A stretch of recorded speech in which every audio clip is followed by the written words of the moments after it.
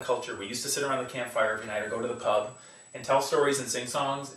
Now, largely, the stories that the epic stories, these epic narratives that we're absorbing come from sporting narratives that we're watching, typically, on television, or they are movies, or they are books that we're reading. You know, it's from the media, sort of a one way. And what role-playing allows us to do is to be participants again in the storytelling. So that you and I and Ellis and whoever else, if we're playing a game together, we can, whether in character or out of character, we can have that sense of sitting around the campfire and having a good time. Now, people who go to sporting games will say that's the reason why they do it too. I'm sure that's exactly why they have these tailgating parties. Mm-hmm. I've been to some of these tailgating parties. I know, who doesn't want to hang out with their buddies and get drunk and have fun? That's absolutely a key to this.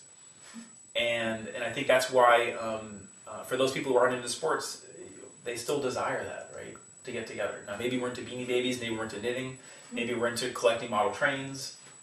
Whatever our thing is, right. Our quirky, geeky obsessions are. Wine, movies, hopefully not heroin or something like that, although that's also a social group or a subculture. That brings us together. And I think it's really about camaraderie. And if people could just sort of ratchet down the judgment, mm-hmm. like, oh, these people are doing something that's geeky, I'm going to make fun of that. We all have our thing, It just so happens that we live in a culture that celebrates professional sports. And in fact, a huge portion of our culture is about professional sports. A rite of passage for every boy is playing Little League Baseball. Mm-hmm. Even if you suck at it, you have to go through it. And for girls, I don't know what sports you played growing up with, but you probably felt some pressure to I did softball, field hockey, in and out. A little bit. Now, were you a good athlete, or were you sort of so-so, or did you play high school sports?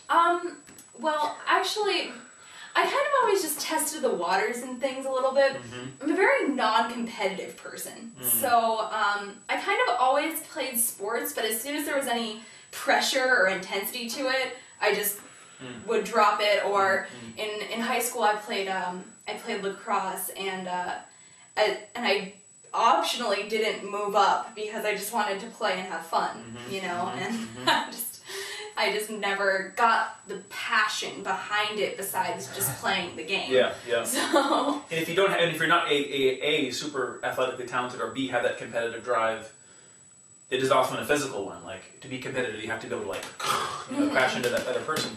If you can't do that, if that's not your thing, if that's not part of your physical psychic makeup, then you have to find some other outlet for that. And what's beautiful about gaming is that it allows people to have that same experience where it's competitive, but it's also collaborative. There are very few games where, if you're playing Monopoly, it's every man for himself, every woman for himself, and the idea is to make as much money and shut everyone down and win, right? Well, Dungeons and Dragons and the sort of storyline of that kind of game is we're all together. You're a hobbit and I'm a wizard and this person's a dwarf, and the five of us are going to go on an adventure together. And using our wits collaboratively, we're going to defeat evil, and we're going to kill monsters, and we're going to get cool treasure, and we're going to become more powerful and, move on to the next adventure. And that's a different kind of game experience than a lot of people often are associate with, at least board games, Sports are, of course, collaborative, but the end result is really to win, right? And in some cases it's to win, and it's to humiliate the other opponent, to a certain extent.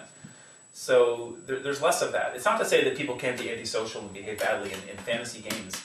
There's a lot of, I don't know if you've been reading, some of these horrible stories, particularly about online gaming, about people who've done some pretty antisocial things and killed each other's characters online and hacked into their accounts and behaved in antisocial ways. And that is something that online gaming raises as a potential weakness or challenge. Is that how do we behave online in a humane way that's appropriate? And people can use the screen as a kind of, the anonymity of the screen as a way to act out and act up in obnoxious ways that they would never be able to do face to face. What was beautiful about playing D&D with the guys that I play with is that I did something to piss off one of my friends in the game. Well, I'm going to see him in geometry class the next day, and we're sharing the same locker, so I can't be a total prick, Yeah. But if I'm here in Boston and I'm playing World of Warcraft with someone in China, and I do something totally obnoxious that it would be beyond the game rules, what's allowable behavior, well, there's no repercussions, I'm protected. Yeah. And that's something that these online gaming communities need to, they have a hard time sometimes policing. And there's a whole, and we can talk about it if you want, there's a lot of interesting studies and research being done about the behavior of online gaming, online economies, the way in which, the online world is, unfortunately, even though it's a fantasy world where anything can happen and things ought to be better, they tend to end up mirroring the worst of human nature, Yeah. which is unfortunate, but I think that's the way we are.